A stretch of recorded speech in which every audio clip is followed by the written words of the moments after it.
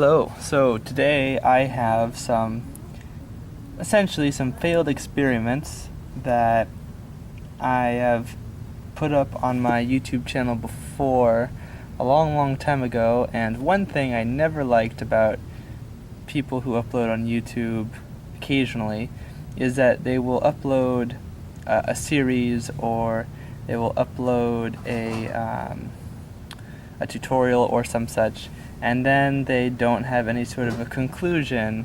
Either they leave it hanging and then they never revisit it, either out of embarrassment or because they don't want to deal with it, or that they do want to deal with it but they never get around to it. In any event, I know that I have a couple of series I started but had to stop because life happens, I suppose. But here I have some experiments that have been around for about a year or longer, or I mean a little bit closer to a year. So most of these are fungi, edible fungi that I've grown, or at least I tried to grow, and as you can see, they didn't do so hot. Most of them, I think, are oyster mushrooms and king stropharia. And I had transferred some king stropharia culture to other parts of my garden, and I'll annotate a video showing that indeed they did grow better in the wild, or rather in soil, than they did in a rice culture. Anyways, so I did, like a good scientist, I did label most of these, and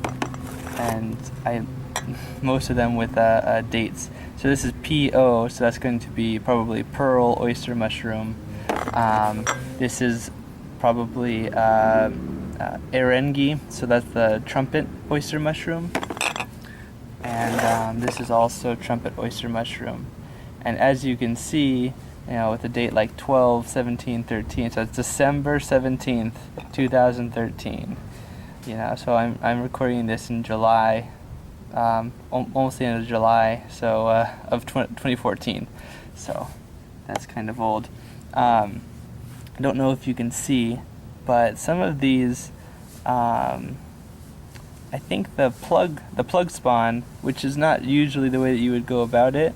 Plug spawn's more for like for log inoculation, but that's all I had on hand, and sometimes you can make it work. So some of the mycelium started to branch out, but all in all, didn't do so hot, and that could be a number of factors. It could be because I didn't sterilize well. It could be because the ratio between moisture and food and vermiculite was not optimal. It could be that it just wasn't warm enough. There's a lot of possibilities, but I'm going to go ahead and open this. Oh, did you hear that? That's the smell of pressure release. So something's been living in here, but it wasn't the fungi. And oh, that smells acidic, most certainly. So you can see in there that things didn't really go quite as planned. So that's unfortunate. That's one of the jars that I have. I think this one has been featured before, several months ago, maybe a year ago.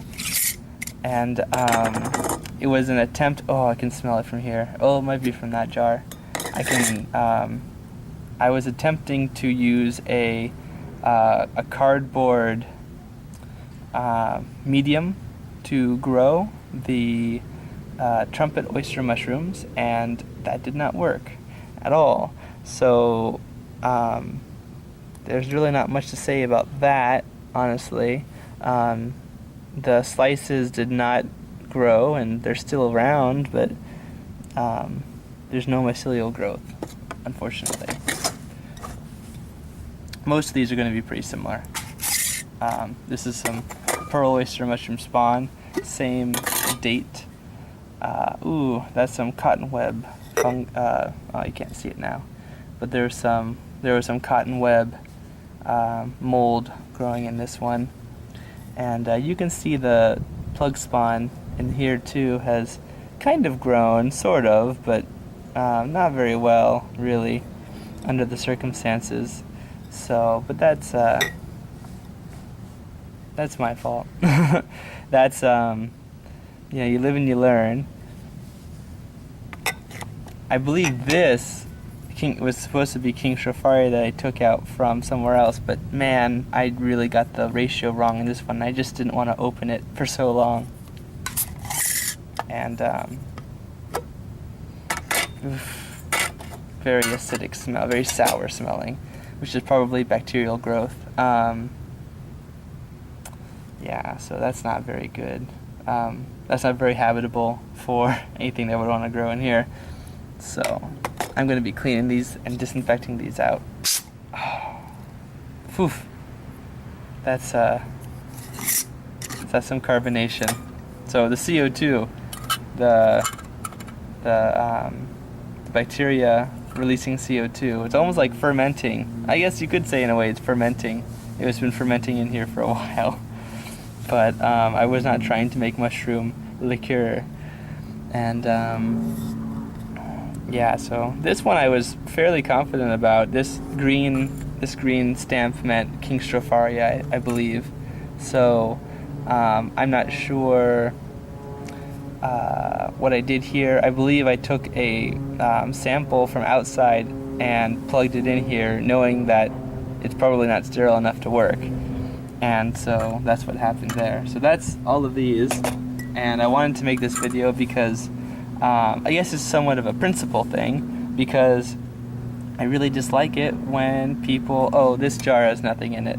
I'll say that right here. So I guess it's sort of a principle thing. When I get right down to it, I left it hanging and now it has closure. That did not work. Those experiments did not work for me, and it's probably operator error, and I hope that I could do it better next time. I am definitely not discouraged, because I've had things like this grow in my garden before, so just have to get the right ratios and the right rules down for when you do it. I did this sort of lackadaisically, so a half-assed effort will get you no results, and that's a very important thing to remember, especially with something as finicky as inoculating with fungi. Anyways, I think that's about it. So I will upload this video, and if you have any questions, leave them in the comments. Thanks a lot. Bye-bye.